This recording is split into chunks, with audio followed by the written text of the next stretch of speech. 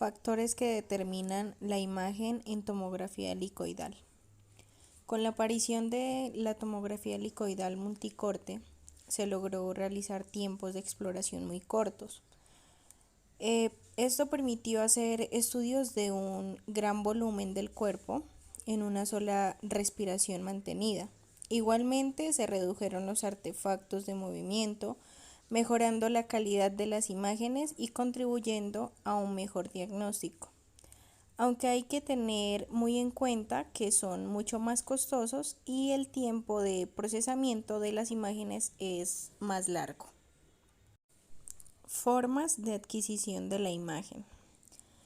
El equipo de tomografía helicoidal puede adquirir las imágenes de tres formas distintas. La primera es con localizador.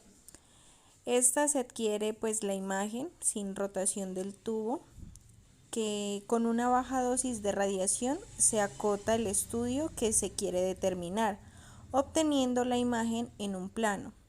Si el tubo está situado sobre el paciente, el localizador resultante será una proyección antero-posterior. El localizador también permite valorar el correcto centrado del paciente sobre la mesa, resultando fundamental para evitar artefactos o errores de adquisición de datos. Bueno, como segunda tenemos la adquisición secuencial. En esta hay que tener en cuenta el intervalo de corte, ya que es el que delimita la distancia que hay entre ambos cortes y determina el desplazamiento de la mesa después de cada giro de adquisiciones. Estas secuencias pueden ser programadas para repetir exploraciones en la misma posición de corte, anulando el movimiento de la mesa. Su principal ventaja es la alta obtención de resolución espacial, pero también se puede aumentar la radiación al paciente y el aumento de tiempo en la ejecución del estudio, siendo esta una desventaja. Y por último, la tercera es la adquisición helicoidal. Esta permite la obtención de datos a partir de una espiral oblicua continua. Al unirse el giro interrumpido del haz de rayos X al movimiento continuo de la mesa. Este efecto de espiral en los datos adquiridos a lo largo del eje Z se observa desde la perspectiva del paciente. Bueno, aquí tenemos una imagen. Estas son las formas de adquisición de la imagen. En la imagen A tenemos lo que son los cortes secuenciales y en la B tenemos lo que son los cortes helicoidales. Factor de desplazamiento pitch. Bueno, el factor de desplazamiento es definido como la relación entre el desplazamiento de la camilla por rotación del tubo de rayos X. Esto es expresado en milímetros. Y la colimación o ancho del haz de rayos X también es en milímetros. Como podemos observar ahí, la fórmula, pitch, igual el movimiento de la mesa cada 360 grados, que esto va en milímetros, y el grosor de corte. Es una división entre los dos. No hay que olvidarse de los valores de KB y MA, ya sea manual o modulado, y el tiempo de rotación del tubo para obtener buenas imágenes con margen de dosis tolerables. SAR, velocidad de adquisición y volumen de tejido estudiado. Bueno, el tiempo de rotación es el tiempo que le lleva al tubo completar una rotación de 360 grados.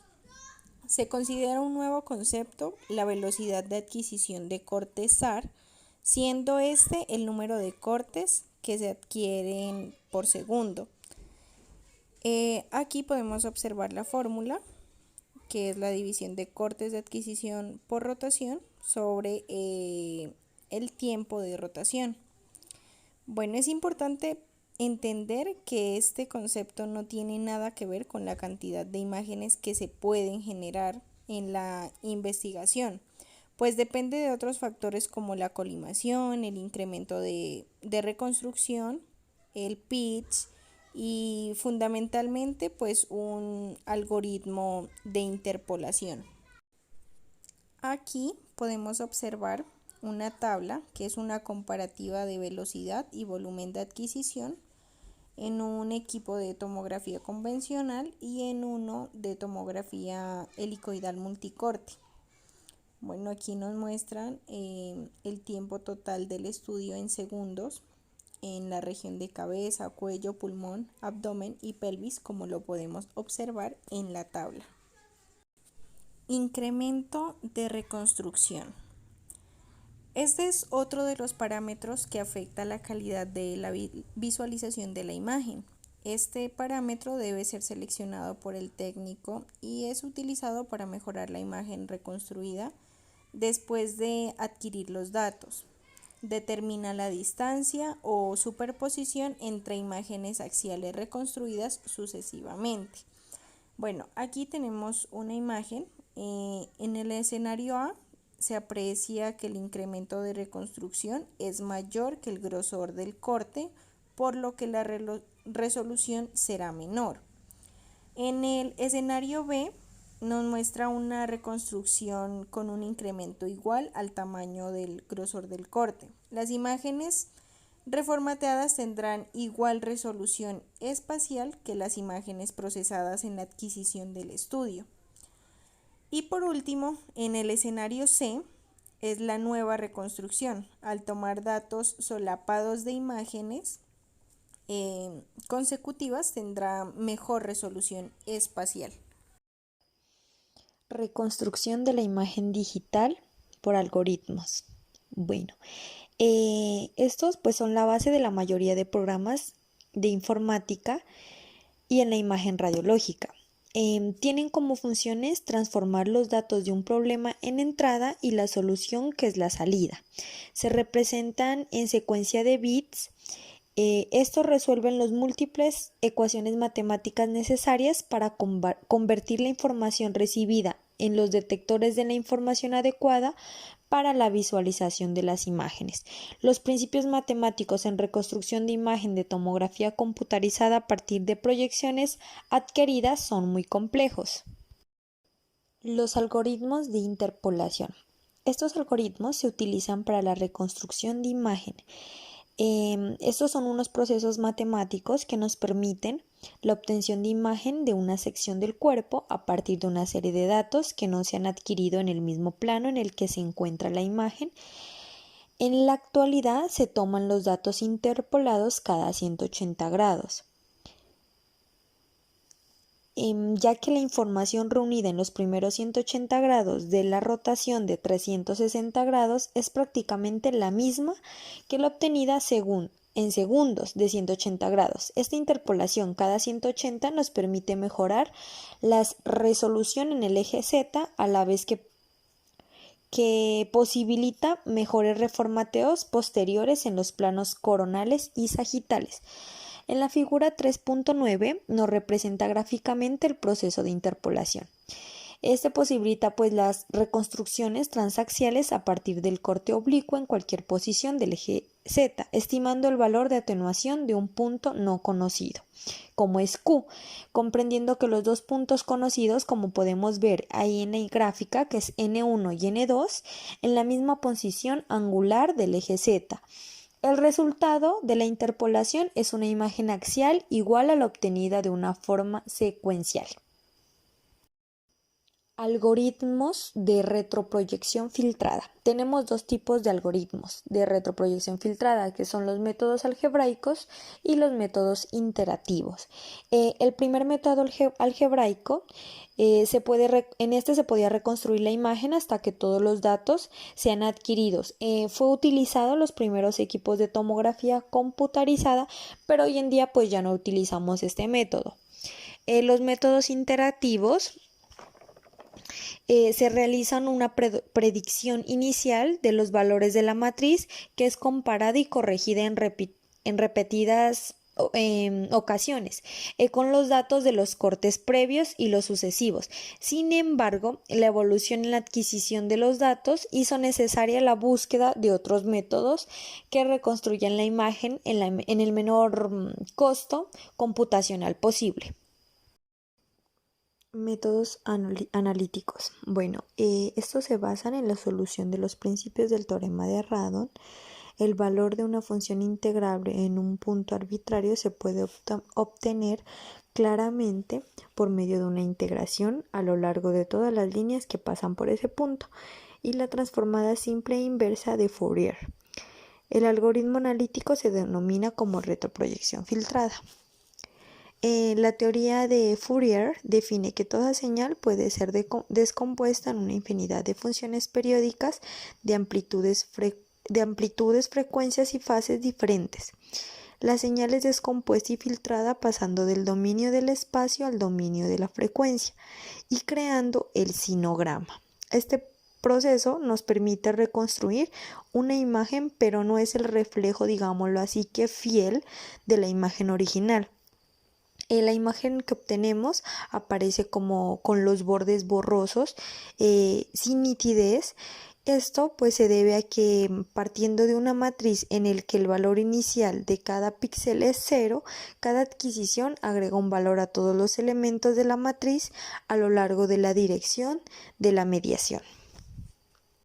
Bueno, cuando un objeto cilíndrico es explorado desde diferentes posiciones angulares, la misma parte del cilindro es medida en más de una proyección angular, aumentando así el valor final de la atenuación y creando una imagen en forma de estrella en vez de circular. Se necesita un número elevado de proyecciones, ya que se tiene que obtener una información espectral suficiente para reconstruir la imagen de forma correcta. Digamos que un número insuficiente de proyecciones conlleva una distorsión de la imagen obtenida. En la figura 3.11 apreciamos la distorsión de la imagen según el número de proyecciones leídas y su borrosidad. Aún teniendo un número elevado de proyecciones, para minimizar el artefacto en estrella se aplica previamente un filtro denominado la convulsión o kernel. En la figura 3.12 observamos como ya lo dije, la convulsión es una función de filtro entre cada perfil proyectado que modifica los valores finales de la proyección. Bueno, esto consiste básicamente en el uso de valores negativos en los bordes que observamos ahí laterales de cada una de las señales para contrarrestar el excesivo valor positivo central. Y de esta manera pues evitamos la borrosidad de la proyección. Partiendo de todas las proyecciones obtenidas que contengan información sobre un punto determinado, se realiza una proyección inversa y el arc de intersección de todas ellas determina el valor correspondiente del punto. Todos los datos de rastreo convulsionados se reasignan en una matriz de imagen bidimensional, pasando del dominio frecuencial al dominio espacial, de nuevo aplicando la inversa de la transformada de Fourier. Bueno, en esta gráfica 3.3 tenemos el resumen del proceso de retroproyección filtrada. Iniciamos con el raw data, después pasamos a la transformada de Fourier, continuamos con el filtro de convulsión o kernel, después por la transformada inversa de Fourier y ya por último la imagen del display. La retroproyección filtrada pues permite y asigna una densidad exacta en cada uno de los píxeles de la matriz durante el proceso de adquisición. Principales filtros de convulsión o kernel. Bueno, estos nos permiten determinar elementos de la imagen como ya son los contornos de los objetos. También nos permite mejorar el enfoque o reducir el ruido del fondo. Los distintos tipos de algoritmos o filtros tienen que aplicarse siempre sobre los raw data y no sobre los datos de la imagen, o sea, la imagen ya construida. Existen gran variedad de filtros que se clasifican de acuerdo con el resultado visual que producen sobre la imagen filtrada. Se suelen agrupar en 4 categorías, como son los suaves. Estos son los encargados, como su nombre lo dice, de suavizar los datos, reduciendo la diferencia entre píxeles adyacentes. También reducen el ruido y la aparición de artefactos, pero disminuyen la resolución espacial de la imagen. Los filtros estándar se utilizan en la mayoría de estudios de tórax, abdomen o pelvis. Los definidos acentúan la diferencia entre píxeles vecinos para optimizar la resolución de contraste, pero estos producen un aumento del ruido de la imagen. Los ultradefinidos maximizan la resolución de contraste y se utilizan para el estudio de pequeñas estructuras del cuerpo. Cada marca comercial utiliza una nomenclatura diferente y un sistema de clasificación propia para los filtros de kernel. Unos ejemplos son los de Siemens, que clasifica los filtros con siglas según el órgano o la sección anatómica. Por ejemplo, H cabeza, B cuerpo, C niño, entre otros. General Electric tiene como nomenclatura soft, que significa suave, ST de estándar, edge, contorno, lung, pulmón, tórax, dress, bone, hueso. Bueno, en las ventanas de visualización de la imagen, como podemos ver aquí, esta pues se visualiza en el monitor. En la actualidad pues hay equipos que representan más de 4000 tonalidades de grises que expresan diferentes valores en las unidades Hounsfield. En estos monitores el trabajo solo puede diferenciar entre 256 tonalidades de grises entre el negro y el blanco, y pues que nuestro ojo no es capaz de discriminar más de 30. Hay que asignar por tanto un número determinado de unidades Hounsfield a cada tonalidad gris que puede representarse en un monitor. En este pues para que esta limitación no suponga un impedimento en la hora de que una imagen sea diagnóstica, es necesario pues limitar el número de valores de atenuación visibles en la pantalla. Hay que poder diferenciar densidades con valores de atenuación que son consecutivas y evitar que múltiples tonalidades próximas resulten de un color único al verlas en el monitor. En los valores de atenuación, pues digamos que los valores del píxel que se asignan en las imágenes de tomografía están relacionados en la atenuación en el tejido correspondiente, o más concretamente con el coeficiente de atenuación lineal, o también el coeficiente de atenuación lineal depende de la composición y de la densidad del material y de la energía de los fotones. Para eso tenemos una configuración de ventana que pues para la visualización de la imagen hay que determinar dos parámetros, los cuales son amplitud de ventana y nivel de ventana. Bueno, en la amplitud de ventana es el rango o intervalo de unidades de forma intencionada en el monitor, que en cualquier valor que esté por debajo del número menor seleccionado se visualizará como color negro en la pantalla, mientras que cualquier valor de atenuación que sea superior al número mayor elegido se verá como un color blanco.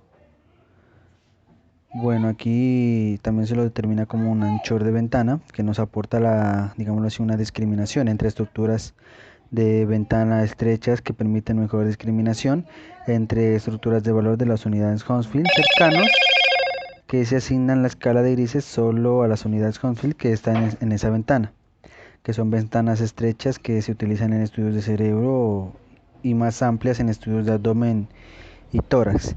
En el nivel de ventana, por ejemplo, pues es centrada, pues digamos en 50 unidades Hounsfield y con una amplitud de 400 unidades Hounsfield que tendrá una imagen resultante con valores comprendidos entre 150 a 50 unidades Hounsfield. También el nivel de ventana pues se sitúa en el valor medio de unidades Hounsfield de la estructura a estudiar. Digamos un ejemplo que en el cerebro se centra de ventana en 35, ya que la sustancia blanca y gris mide en valores cercanos a 30 o 40 unidades Hounsfield. Pero si queremos estudiar el hueso de la calota, debemos colocar el centro de ventana en valores de densidad, pues ya sea ósea aproximadamente a 200 unidades Hounsfield. Bueno, en las principales ventanas estándar en estudios de tomografía, la elección de la ventana adecuada es esencial para conseguir una buena imagen diagnóstica, ya que como se puede observar en la figura, en el lado izquierdo, los niveles de densidad son prácticamente, digamos, la totalidad de los órganos parenquimatosos que se sitúan en el estrecho rango de 10 a 90 unidades Hounsfield. Los valores pues de atenuación son distintos según el equipo que realiza el estudio, como también pues son distintos en cada persona, ya que dependen de características físicas tales como el volumen y su edad. En la tabla de derecha, en las principales ventanas de estudios también se muestra que expresan los parámetros aproximados de los principales estudios que se realizan en esto. En estos estudios pues cerebrales se saben ser muy similares las densidades de atenuación de la sustancia gris y la sustancia blanca. La ventana tiene que ser pues más estrecha, de 80 a 100 unidades Hounsfield, y del centro debe situarse próximo a la densidad media del tejido cerebral. A 35 unidades Hounsfield es la llamada ventana del cerebro, ¿no?